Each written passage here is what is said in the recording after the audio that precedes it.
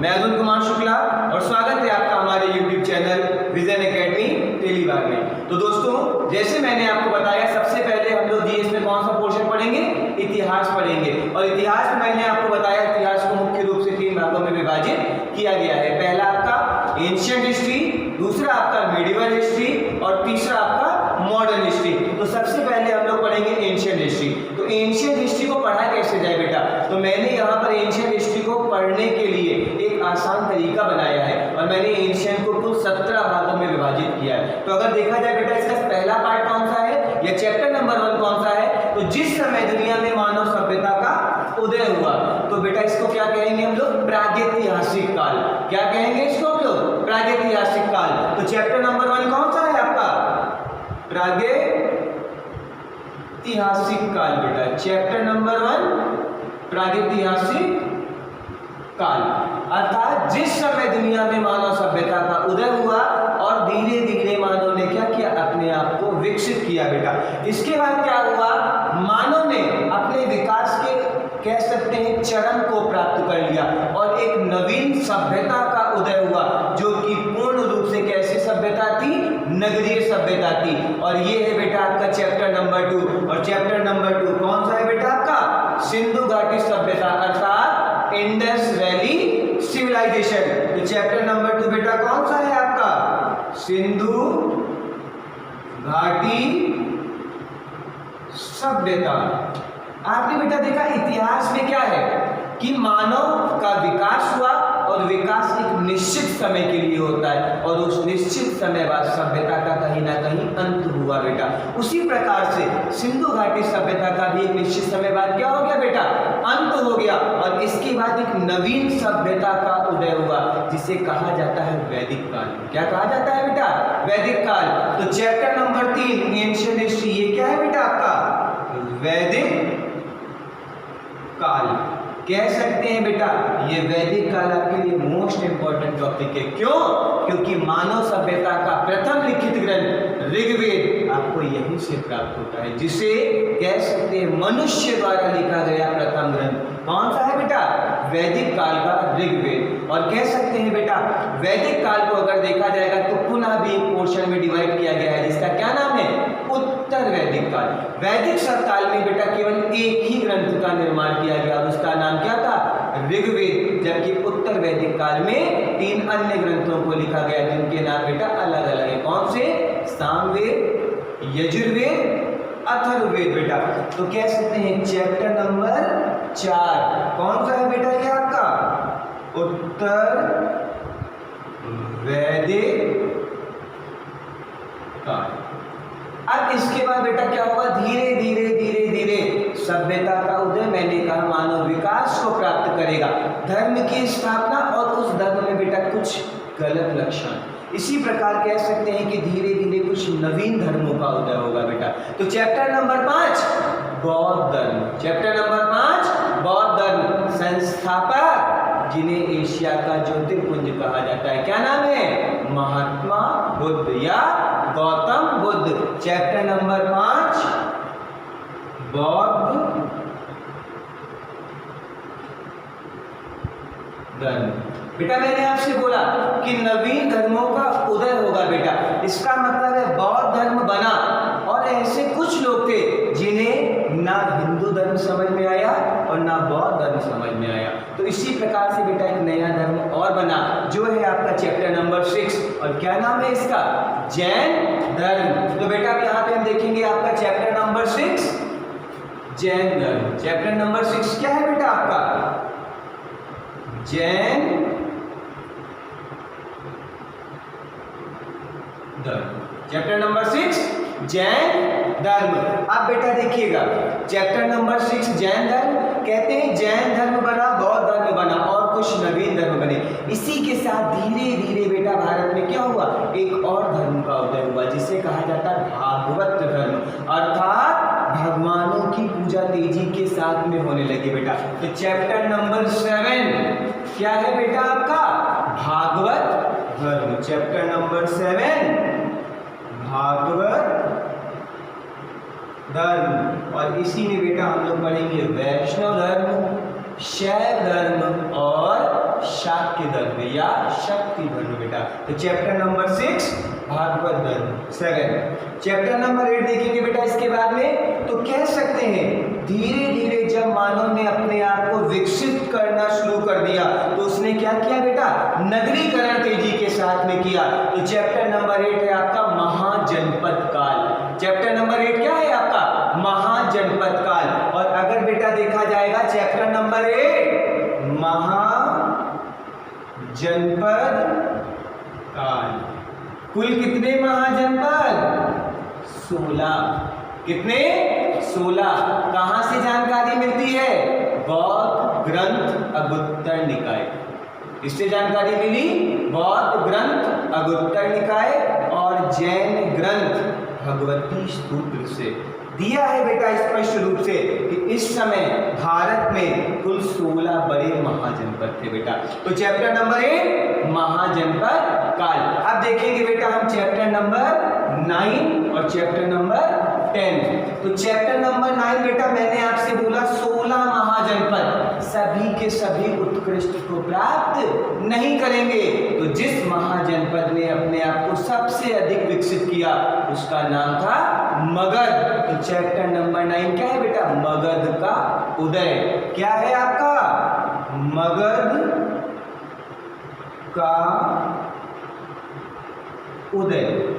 अब बेटा अगर देखा जाए मगध का उदय हुआ तो मगध में सर्वप्रथम 3 राजवंशों ने क्या किया, शासन किया बेटा। तो अगर देखा जाए यहाँ पे तो मगध के उदय में मुख्य रूप से बेटा हम 3 राजवंशों को पढ़ेंगे। पहला हर्यक वंश, पहला हर्यक वंश। दूसरा बेटा अगर हम लोग देखना चाहें तो शिशुनाग वंश। दूसरा कौन सा है बेटा, शिशुनाग वंश। और अगर तीसरा देखना चाहे बेटा तो नंद वंश। तीसरा कौन सा है बेटा, नंद वंश। और आपने पढ़ा होगा अंतिम नंद शासक घनानंद की हत्या करके चंद्रगुप्त मौर्य ने एक नवीन साम्राज्य का उदय किया जिसे कहा जाता है मौर्य साम्राज्य। लेकिन चैप्टर नंबर 10 आपका मौर्य साम्राज्य नहीं है। क्यों, क्योंकि चंद्रगुप्त मौर्य से पहले भारत पर विदेशी आक्रमण हुआ और उस विदेशी आक्रमणकारी का नाम था सिकंदर जो कि यूनान का निवासी था बेटा। तो चैप्टर नंबर 10 भारत पर विदेशी आक्रमण। चैप्टर नंबर 10 भारत पर विदेशी आक्रमण बेटा। तो मैं आपको बता दूं सिकंदर से पहले भी भारत पर आक्रमण करने की कोशिश की गई और आक्रमण हुआ भी बेटा। तो ध्यान दीजिएगा अगर यहाँ पे पढ़े बेटा तो कुल 2 आक्रमण हुए। पहला हकामनी साम्राज्य, पहला आक्रमण किसका था बेटा, हकामनी साम्राज्य का। और दूसरा आक्रमण मकदूनिया के शासक सिकंदर का जिसे आप अलेक्जेंडर भी बोलते हैं बेटा। तो चैप्टर नंबर 10 भारत पर विदेशी आक्रमण और इसमें मुख्य रूप से हम 2 लोगों को पढ़ेंगे। पहला हकामनी साम्राज्य और दूसरा पढ़ेंगे बेटा किसको, हम लोग सिकंदर को पढ़ेंगे। तो आप देखते हैं चैप्टर नंबर 11। तो चैप्टर नंबर 11 बेटा मैंने आपसे क्या बोला, अंतिम नंद शासक घनानंद की हत्या करके चंद्रगुप्त मौर्य ने एक नवीन साम्राज्य का उदय किया जिसका नाम क्या था, मौर्य साम्राज्य। तो चैप्टर नंबर 11 क्या है बेटा आपका, मौर्य साम्राज्य। चैप्टर नंबर 11 मौर्य साम्राज्य बेटा। तो मैंने आपसे क्या बोला, कोई साम्राज्य उदय हुआ, विकसित हुआ और धीरे धीरे उसने अपने आप को क्या कर लिया, पूरे भारत में विकेंद्रीकृत कर लिया। लेकिन ये तब तक रहेगा जब तक शासक शक्तिशाली रहेगा। जैसे जैसे शासक कमजोर होंगे बेटा तो उसका फायदा दूसरे उठाएंगे और कुछ नवीन लोग क्या करेंगे, अब यहाँ पर फिर अपने आप को विकसित करना चाहेंगे। तो बेटा धीरे धीरे मौर्य साम्राज्य का भी क्या हो गया, अंत हो गया और नया यहाँ पर बेटा एक साम्राज्य आया, या कह सकते हैं चैप्टर नंबर 12 बना आपका जिसका नाम क्या था बेटा, मौर्योत्तर काल। क्या नाम था, मौर्योत्तर काल। और इस मौर्योत्तर काल में अगर हम बेटा पढ़ें तो हमें यहाँ पर 2 राजवंशों को पढ़ना है। पहला कौन सा है आपका बेटा? शुंग वंश। कौन सा है बेटा आपका पहला? शुंग वंश। क्यों? अंतिम मौर्य शासक बृहदत्त की हत्या कर दी गई सेनापति पुष्पमित्र शुंग के द्वारा, और नवीन वंश का उदय हुआ जिसका नाम है शुंग वंश। और इसके बाद में बेटा चैप्टर नंबर 2 यहाँ पर आप देखेंगे कर्ण वंश। कौन सा वंश बेटा? कर्ण वंश। इसके बाद में बेटा क्या होगा? जब सेंट्रल कमजोर होगा और छोटे छोटे राज्य या छोटे छोटे शासक अपने आप को विकसित करेंगे तो पुनः भारत पर विदेशी आक्रमण। तो बेटा यहाँ पे चैप्टर नंबर 13 हम लोग देखना चाहेंगे क्या? मौर्योत्तर काल में भारत पर विदेशी आक्रमण। चैप्टर नंबर 13 मौर्योत्तर काल में भारत पर विदेशी आक्रमण बेटा। तो यहाँ पे लिखेंगे हम क्या? मौर्योत्तर काल में भारत पर विदेशी आक्रमण। अब बेटा यहाँ ध्यान देने वाली एक चीज है, अब भारत पर किसी एक राजवंश ने या किसी एक शासक ने आक्रमण नहीं किया। भारत पर कुल मिलाकर 4 बड़े आक्रमण हुए बेटा। कितने आक्रमण हुए? कुल 4 बड़े आक्रमण हुए बेटा। तो देखा जाए अगर यहाँ पर पहला आक्रमण किसका था बेटा? तो पहला अगर हम आक्रमण देखें तो पहला आक्रमण भारत पर किया किसने? इंडो ग्रीक ने। किसने किया?